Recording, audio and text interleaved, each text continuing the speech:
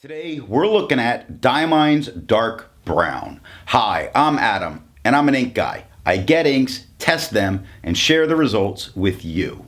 Now, Diamine's Dark Brown is a brown ink. Surprise! Hold on! To make sure I have a range of experience with this ink, I do the writing samples. I then put the ink into a different pen for a day. I then put that ink into, not that ink, some more ink, into a Noodler's Nibcreaper to take my notes for this video. Now, before we get to the writing samples, let's look at the sciencey bits.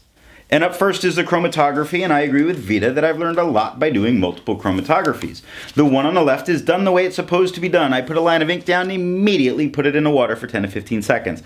And we get a very light brown, kind of a khaki, moving its way up into a darker of that light brown across the top. And we do get a nice darker line across the very top.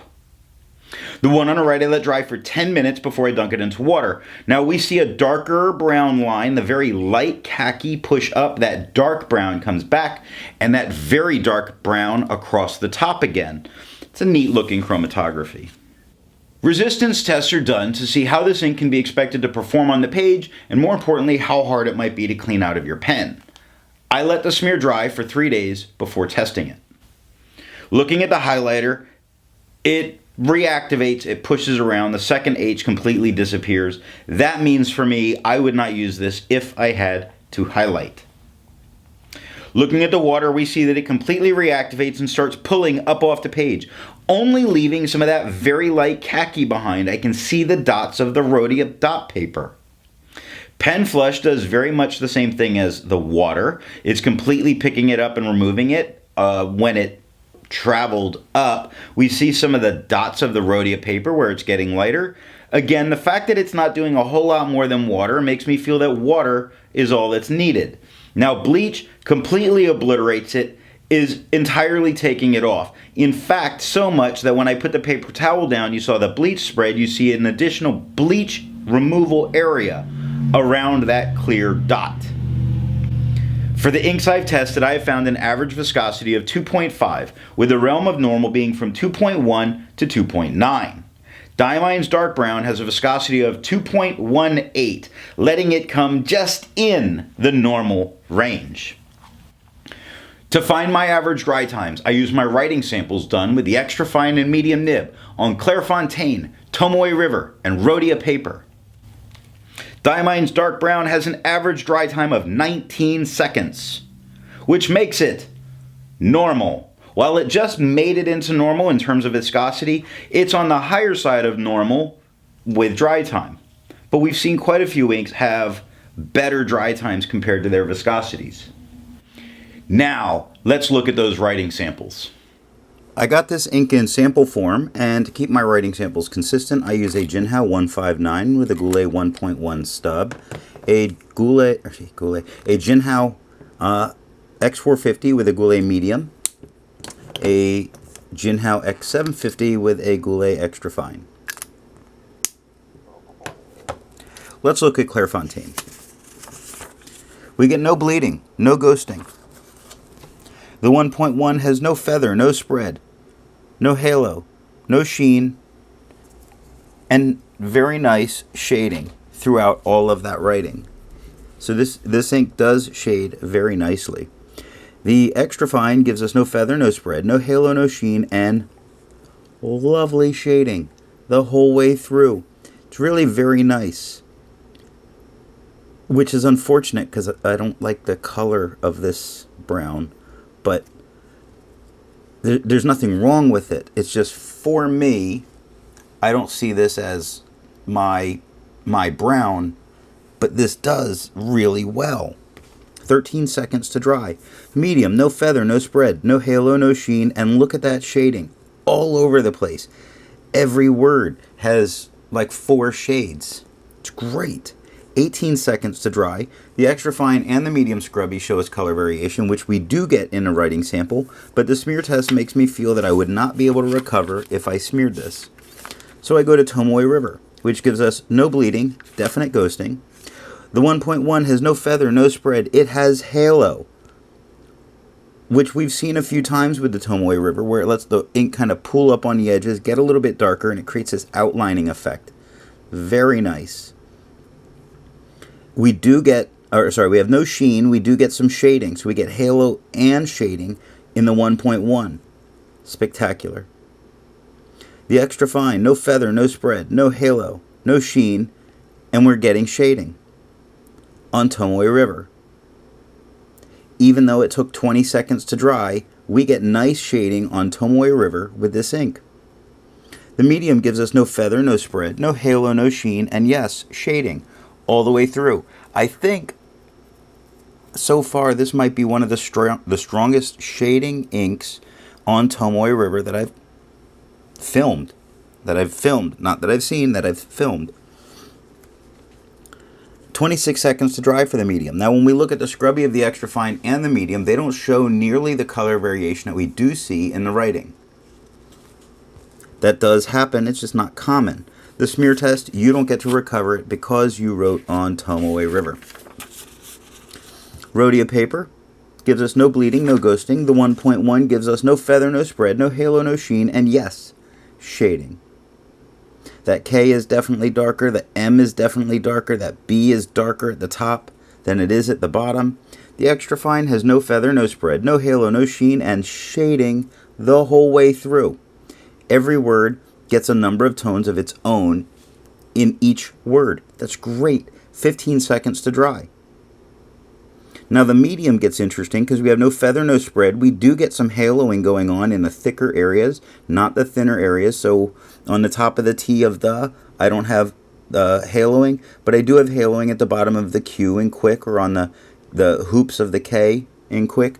So where it's thicker with the medium, I do get halo, and I get shading the whole way through here. 19 seconds to dry. Very nice. The scrubby for both the extra fine and the medium show us we're going to get color variation, and we do in both the writing samples. And the smear test, I believe you would be able to recover this. Now this was such a nice performing ink and a great color, although not my color. I like browns. Just this brown, it's reminding me of other things. That's all. This brown's reminding me of other things. It makes it not a brown I particularly want, but it performs fantastic. So we look at the yellow Rhodia. Of course, we get no bleeding, no ghosting. What does the yellow background do to the tone of the ink? Not a whole lot. It's interesting because certain things you get, and you get a lot more color variation for it being the yellow background, and here we don't have so much color variation. We do have certain spots where it's darker. It looks like it gets a little darker in the extra fine because of the yellow background, but it doesn't seem to have affected the 1.1 or the medium. So the 1.1 has no feather, no spread. It does have haloing. It does have shading. It does not have sheen. The extra fine has no feather, no spread, no halo, no sheen, and yes, shading the whole way through. So it didn't lose it to the yellow background. 15 seconds to dry. Medium, no feather, no spread. We're getting haloing again in the medium. No sheen, definite shade. 19 seconds to dry. The scrubby shows us the color variation that we do get in the writing samples, and the smear test says no. Here you wouldn't be able to recover it. Here I think you could maybe stand a really strong chance. I don't think so here. So we lose that with the yellow background. So I checked original Crown Mill paper. Now original Crown Mill, you know, it's a laid paper and it is not cheap. It's a correspondence paper. And I am getting bleed spots all over. It's spotting. So, and I ignore the scrubby because I put it on stupid thick. This ink doesn't go well with this paper, although it doesn't touch that paper underneath. I just don't think that's a nice, I just don't think it looks nice when you send someone a letter and it's bled through like that. It just sounds strange. I know. So the 1.1 has some minor feathering.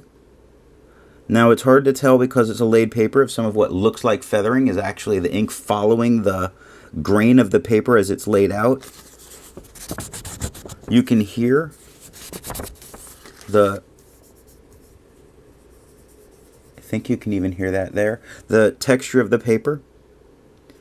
If we try and get zoomed way in, see if you can see the texture. There you go. You can see the texture on the paper. So it's hard to tell if what looks like feathering in the 1.1 is feathering or the ink following that texture. Regardless, it looks that way just a little bit. It is definitely not anything that would stop me from using it on it. The bleeding would stop me, but not the way that looks, because it's either minor feathering, very minor feathering, or it is following the texture of the paper. We have no halo, no sheen, and shading. We do get shading on this paper with this ink.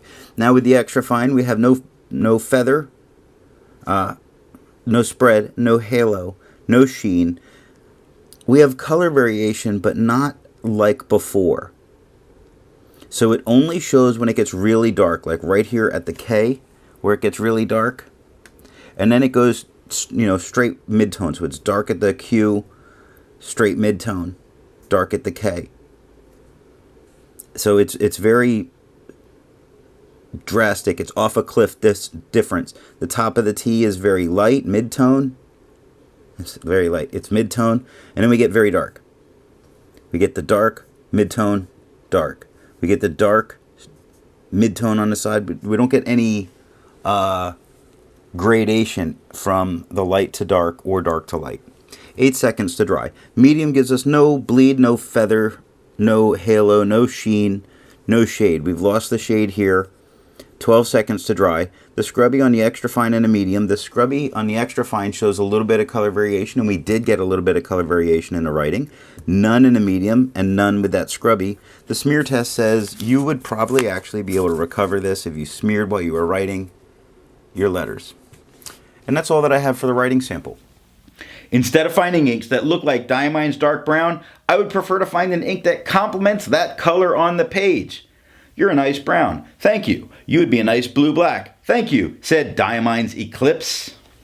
Before I give my opinion on this ink, I would ask, if you've enjoyed the video, give it a thumbs up. And if it's your first time here, I would invite you to subscribe. So what do I think of Diamine's Dark Brown? I think it does everything that you can expect a good brown to do. It gives it a decent, consistent color with some nice shading throughout. I say decent color because it, as a tone of brown, kind of reminds me of a puppy leaving presents around your house. That doesn't make it a bad ink. That doesn't make it horrible. It's just as a tone what it reminds me of. Thanks for watching.